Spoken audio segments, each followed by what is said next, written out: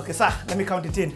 In 3, 2, 1, action. Ladies and gentlemen, boys and girls, welcome to another session of the Playhouse. Yani, sorry, been gone a while, was trying to get a few guys, but with me, today's session is definitely going to be worth you at your time. I'm also going to learn a lot through this session. With me, I've got none other than Dan Aceda. And for those of you who know him in the past, probably know him as Chizi. He's a musician. He's been in the acting game. He's in the production game. There's so much about him, and we'll all hear about it from him today. So, ladies and gentlemen, Chizi, by the way, can I call you Chizi for this interview? Okay. Anyway, you will just flow. Ladies and gentlemen, boys and girls, put your hands together for none other than Dan Aceda.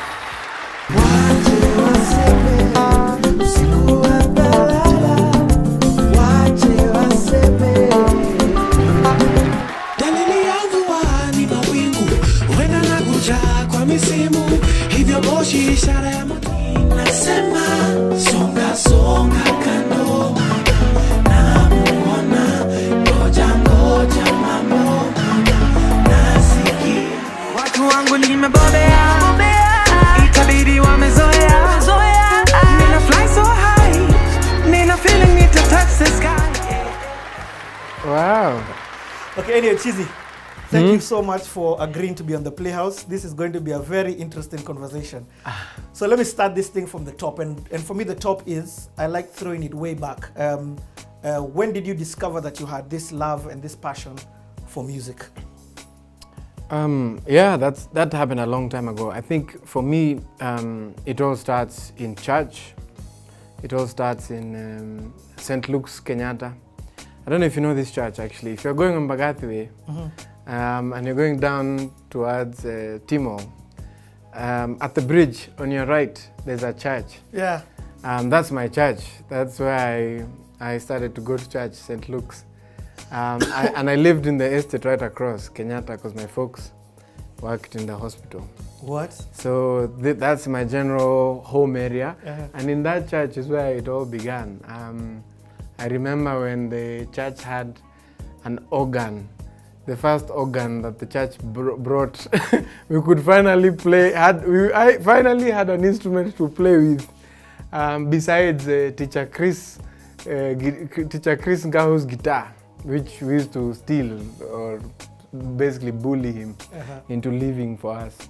What year is this? What in terms of time frame? Like early 90s. I was like, I don't know, 6, 7. My earliest memories of playing with instruments in that church is standard 3, 7, 4. What? Okay. 93s, 93, 92. 92, I have vague memories of 92, but yeah, around that time, I think right after, probably 93, 94, more accurate, huh? More accurate, yeah. That's when I really started to get interested. Okay. And of course, it's the Sunday school circuit, so I remember we had to do, there was a Sunday school circuit in Anglican church where kids used to go for recitals. And so we went to these recitals to perform with others, and that's really where it was kind of, okay, this thing of standing in front of people. Yeah. And performing is something that I enjoyed and was interested in doing. And when you're saying performing at this age, what are you doing? Are you rapping? Are you singing? No, at this age, we're singing. We're singing, you know, I guess those very simple Sunday school rhymes, songs. Yeah. Nothing very complicated. The more complicated stuff that's happening around 98, 7, 8, when I'm just coming out of primary school. That's when the music is a little more complex. I'm interested more in, at the time I was actually more interested in dancing than I was in singing, but then I was also in the church choir. So now I have like a more structured performance, and you know, come sing this thing, you know, sing it this way, and we're going to perform and going to do this competition. And so a lot of my interest in music was nurtured there, just because they just had their doors wide open. Like we could go to that church at any time of day and they would open the doors and we could basically do whatever we wanted. What? It was an unbelievable time. I mean, I think I spent 60 or 70% of my time in that church. What? Yeah, when I was, especially holidays, I was just there. And then when they got the organ, now we have this new tool to play. So like you have to play with your feet and your hands, and it's a whole thing. And it had an arpeggiator, very complicated piece of equipment. But we are trying to learn to play this because this is the only instrument available at the time. Mm-hmm. None of us were very good at it. So, but we really fought to learn to use it. But that's when now I can say I was more structured in my approach to music now. Uh-huh. So where does it go from there? Where then do you begin to think, okay, this is something I want to do a little bit more? Yeah, so if you live Apo Kenyatta, there's a bunch of churches around you. So of course we were going to Anglican Church, St. Luke's Kenyatta. Yeah. There's a bunch of people going to the Catholic Church down the road, Upper Hill. Our Lady of Mercy. Yes. Yeah, Upper Hill. At that corner. Yes. And then there's Bapo, right? And there's NPC. Fortress, NPC. Yes. So we heard about the Fortress concert. What is now Sitam? Yes. So actually, I remember just hearing about the Fortress concert. Mm-hmm. That's what I remember hearing about. And I remember hearing about it on family radio. Because at the time, I was also spending a lot of time listening to radio, and one of the mom had a tape of Helena Cotton Tawali's album. It's called Ngima Polo, something that was from the 90s, and I used to listen to this till the end. Wow. And then when it ended, because you had to do all the rewinding, I would go to to radio, and I listened, and I used to time it a lot to listen to Tina.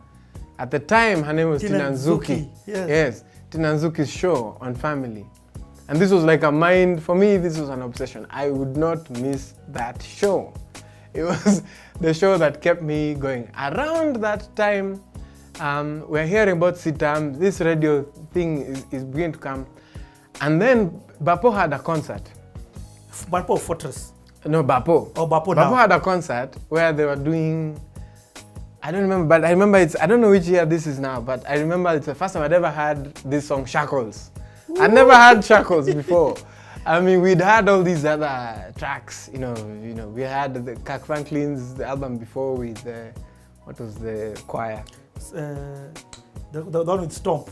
Yes, I know that album. Yeah. So those guys, we've listened to a lot of God's Family, was it? Yeah, with God's Family. Yeah. Yes. And there was another choir also around. Yeah, no, but anyway. But fine, so we listened to that. But now, the first time that this thing became kind of really real is I got to this Bapo concert where I find my primary schoolmates at the time. They're in this show. Now, these primary schoolmates, when we went to school, in primary, I was trying out for the primary school choir. I was kicked out because my voice was too feminine. So the mwalimu, Mr. Choki, God bless him. Where did you go to primary? I went to primary in Kilimani Primary. Okay. So I went to primary in Shadrach Kimalel. Then in class 6, I go to Kilimani Primary. So by now, I'm now in Kilimani Primary. And some of my schoolmates that are in the school choir are now going to perform on this show where Sarah Oyungu, Atemi's sister, was singing. And I didn't know anything about it, but I remember going to this thing and hearing Shackles and hearing it being played live, and I was so confused. I could not believe that these guys had managed to play that thing that we were hearing on radio live. I couldn't believe it. And now I was sure this is the thing I want to do. What? This is definitely the thing I want to do. Just because, watching people that are kind of like age mates and they're in this thing and you're like, you know what, this is the real vibe.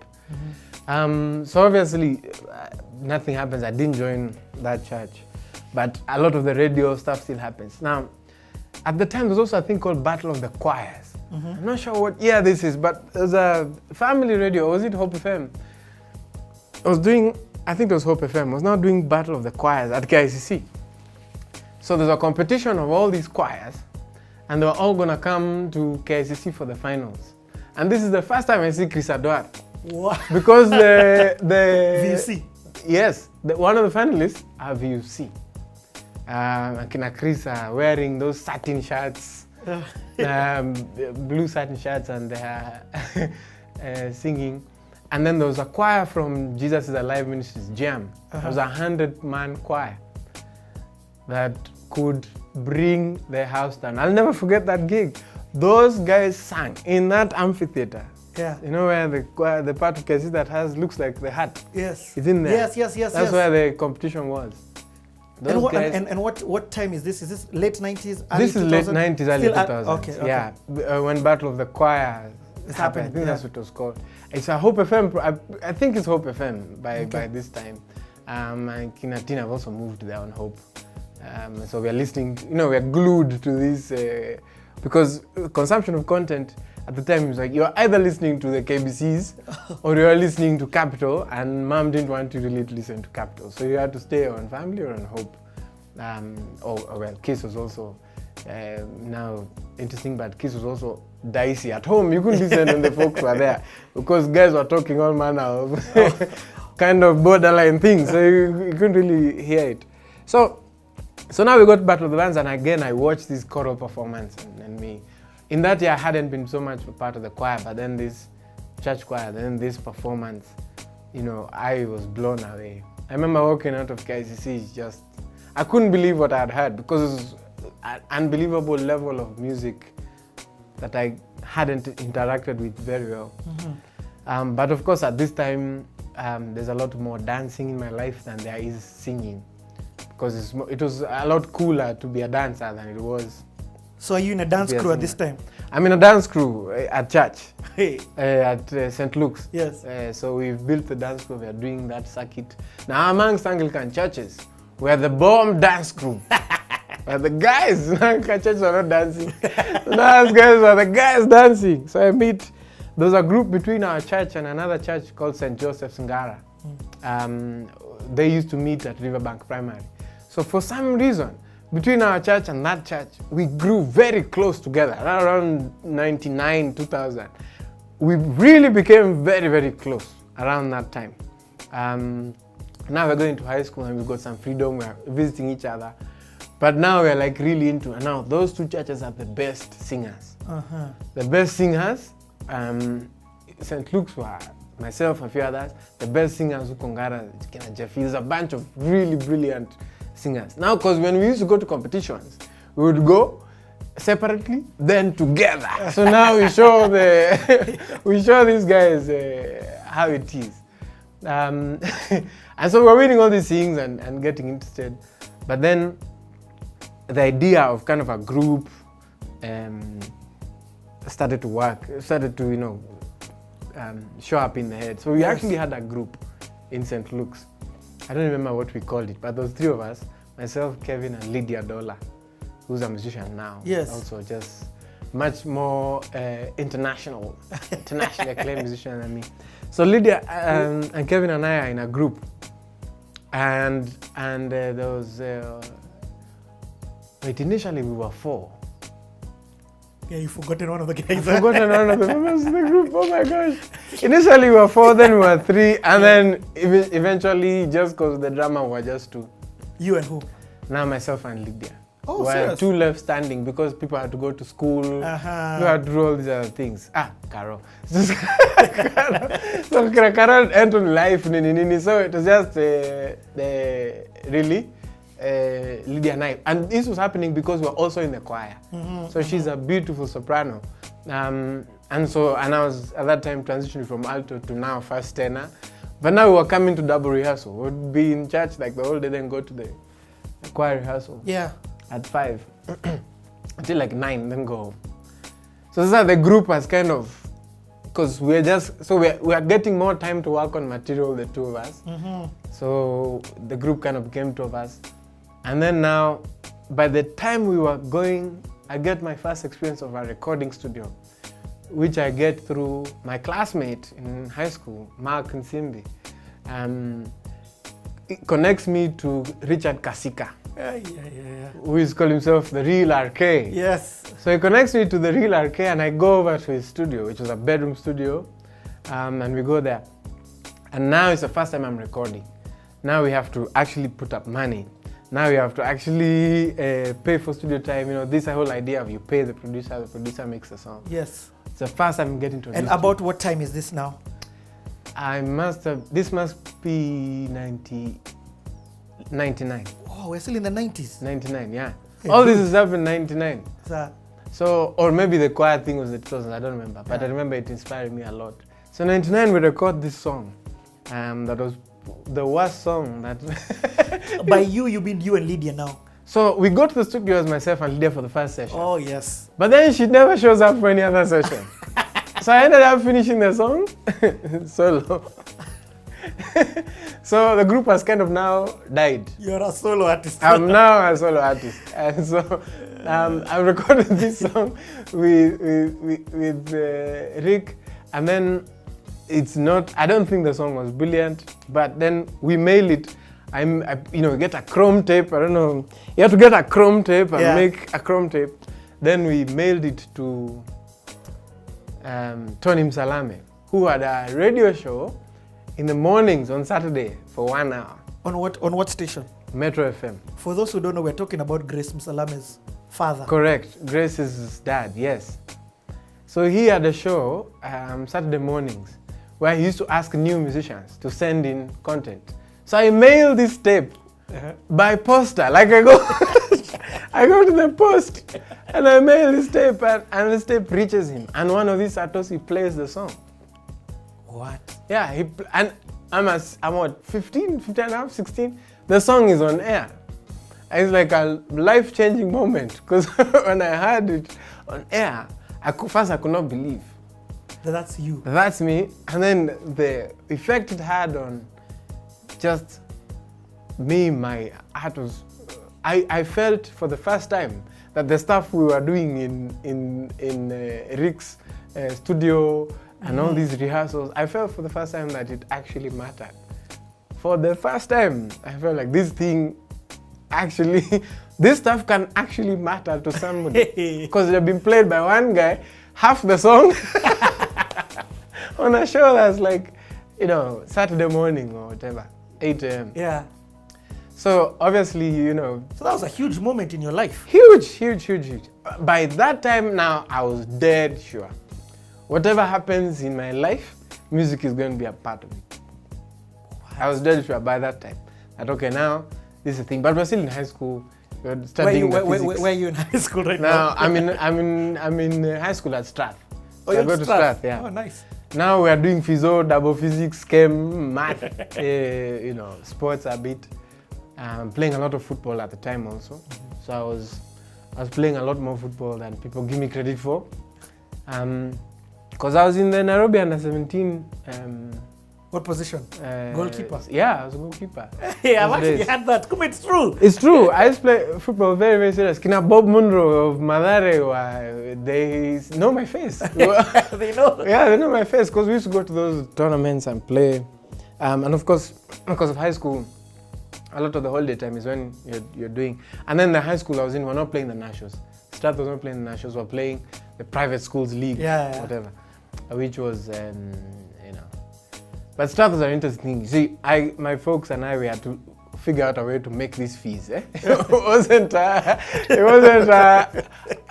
thing where the fees was available. So I really thank God for bursary systems in these schools because that's deep. There was a lot that the fees was high, and it took. So I needed to maintain a specific average for to keep qualifying for the bursary, and so that was also a big part of my life. So books now. So that's why you're pretty sharp. Or you're just naturally sharp? Me, I think I'm sharp, Bana. But then, of course, deadlines and pressure increase problems. Increase commitment and hard work. So I wasn't playing around with schoolwork, which was kind of reducing the amount of time. But the other thing that happens to me around that time, 99, 2000, maybe around 2001, is I also discovered Nairobi Chapel. And this time, Nairobi Chapel is where Mamlaka is. Yeah, at Mamlaka. Yeah. Actually, I went near Nairobi University. Correct. Yeah. So I actually went to the service at Ufungamano House. Mm-hmm. It was called BLAST.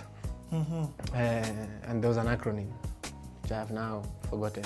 Oh, I remember Blast. Yeah. So Blast was the kind of youth service. So there's this girl who used to come to St. Luke's, and after so one day after the service at St. Luke's, which used to end at 11, she said, hey, there's another service, I think let's go and check it out. So we leave St. Luke's, get on a bus, go over to Mamlaka, and so we get to Mamlaka and there's this service. And it's all these young guys around my age, a little older, who are playing all these instruments. And now I remember the Bapo thing. I'm like, what? This thing is a real thing. It can be done again by other guys. And I'm like, wow, this is unbelievable. So I stay for that service. I watch them sing, whatever. Then after the service, I go and introduce myself to Njeri, who was... Njeri is DJ Loop's older sister. So I go and meet Njeri because she was worship leader. So I go and meet her and tell her, my name is Dan and I would like to join this worship team. That's why she says, okay, so do you play? I said, play what? Because at the time I wasn't really playing many instruments. She says, okay, you're a singer? I said, yes, I'm a singer. Okay, so then rehearsal is on Saturday. What? Yeah, you come for rehearsal, then we'll take it from there. So we leave the service, and the next Saturday I show up for rehearsal. And then I guess that's it. So then I'm in this thing, I rehearsed like 2 weeks, we're playing on stage. And I'm now I'm finding this whole other place where there's all this music, there's all these instruments. There's more access to all these instruments. There's like, people are now not playing kaungayache and the sort of peace music. People are playing pop music. Like, I'm hearing it on Kubamba radio, and then we are playing it at night. So this is a whole different. And man, I can't believe Jerry was a huge influence in my life, and we started to. Through her, I met DJ Loop. So we begin to do a lot of the work. And guys don't understand, by DJ Loop, you're not talking about a DJ, you're talking about the producer. The producer, DJ Loop. Yeah, at the same time, the famous beef between Ogopa and Kina Wodhes, Kina Bamboo, that whole thing is now kicking off. I meet them just at that time. That time DJ Loop is working with, what was that? I'm not sure if it is Fila Tuju. But I think it's Fila Tuju. What? At a studio in Karen. No, in Karen, it's Shazifex. Shazi.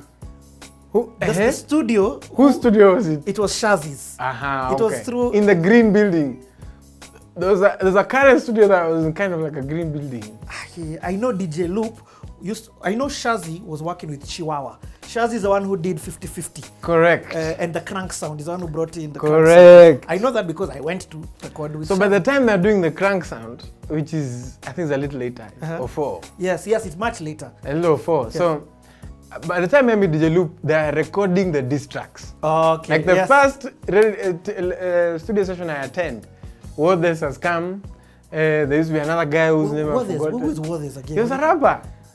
He used to be at Ogopa, he left, and then he had a very heavy English accent. It's a British, American accent. Yeah. He was Kali version 1. So he used to rap with a very heavy American accent. Yeah. This dude called Wodhes. So actually when they're doing that first diss track, it's the first time I go to that studio. Because I go to this studio as a rapper. What? Yes, I go to the studio as a rap musician. So guys are rapping and they're recording a diss track. Yeah. So I watched that whole thing. Then there's some recording sessions in South Sea. We do a song with Loop. It takes very long. We release a song. Song is played I think once on Kubamba. And on this song you've rapped. I'm a rapper. No, boss, we can't skip that thing. I'm rapping. You record a rap song. I recorded with DJ Loop. 4 rap songs. 1 with Rick Kasika, or 2 with Rick Kasika. So hold on. The song that you took to Tony Msalame, you rapped. I was a rapper. You were not singing. No. You forgot to mention that.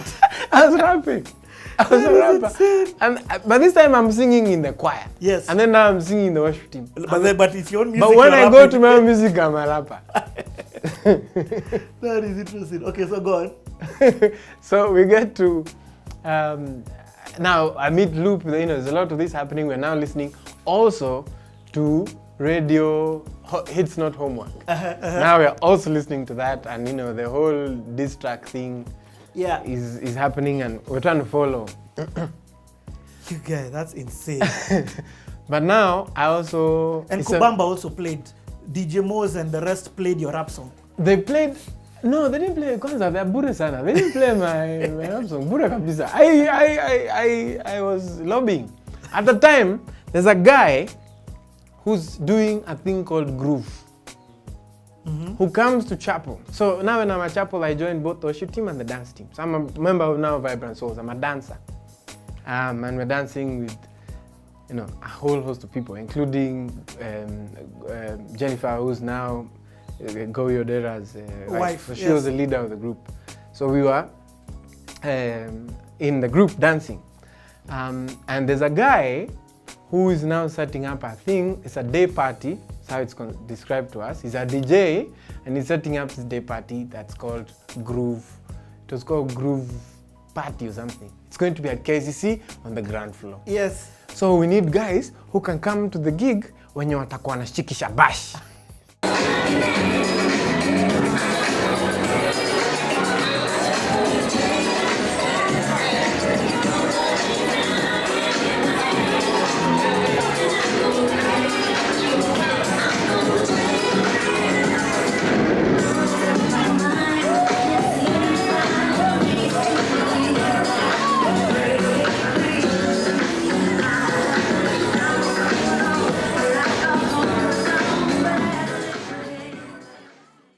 So who's talking to me about this? Maranga. Maranga used to be a ditto. He's the one who first comes and tells me about this thing. Hey, the late Maranga. The late Maranga, yeah. So Maranga comes and tells me about this because we go to dance competitions, we meet, so all the dancers were kind of now talking to each other, meeting, hanging out. So he says, let's go to Shikisha Bash. So we go to these parties, a whole bunch of them, once a month at KCC, and our job is to dance. And these parties are being DJ'd by none other than Being DJ'd by Kevin Mulei. That's the guy. And his assistant, Msewa Mkono, DJ Josh. Yes. And then there was another guy who was kind of like an MC guy. It's called Porcupine. Then he later recorded and became a big-time musician. So Porcupine used to be the MC now? He used to be the MC. So the guy was setting up Bebaring Spinjes. DJ Josh. DJ Josh. The guy, as I could see. Yeah. The guy of MC, Yeah. Hype man, wow. This is Porcupine. Now that's a day party that's happening with Kina Kev at KICC.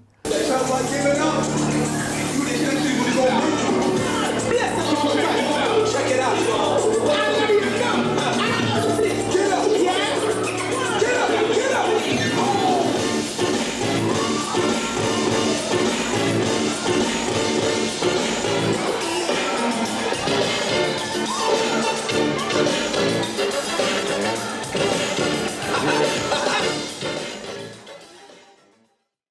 But previously I'd seen Kev before at the first Totally Sold Out, which was in the Nairobi Baptist Church car park during the day. What? It was there during the day. And we went to that thing at like at 3. It was free. There was only 100 of us or 200 of us. Then people came later. And then DJ Moz goes on stage and says, I'd like to introduce someone. He's a DJ, he's really cool. He introduces Kevin Mulei, who walks in and plays in those old DJ decks I just had the two circles. Yes. I don't know what they're called. They're really slim, really small. That's the first time I see him. And then he plays in this, at now the Groove Party. Yes. He plays, and people are coming to perform. Now Kina Jogsi are the dons of the industry.